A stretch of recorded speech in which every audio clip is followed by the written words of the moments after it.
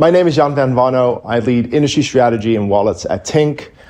Today, I'm going to be speaking at the PSE Merchant Acquiring Conference on the topic of PSD3, the third Payment Services Directive, and asking the question to the audience, is the UK following the EU or is the EU following the UK when it comes to the evolution of new payment regulations?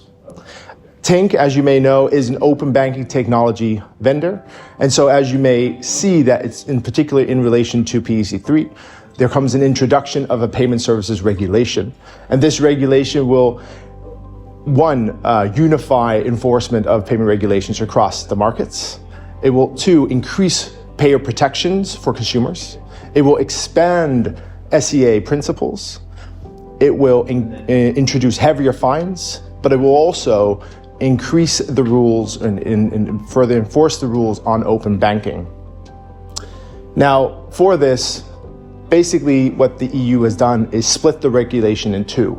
One is the directive, which will include the licensing regime, and the other are going to be specific regulations that must be enforced by the member states in the same way, with clear rules around the APIs that banks will need to provide, around the obstacles that are prohibited from these interfaces, and the access to account methods that are tolerated.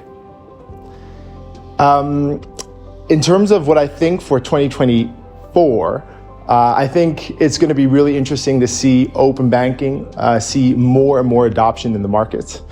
In particular, we're expecting that Pay by Bank, enabled by payment initiation services, will start to become a common offering by basically merchant acquiring PSPs as it reaches tipping point with merchant demand coming from not just the UK, but also the EU across markets as APIs improve.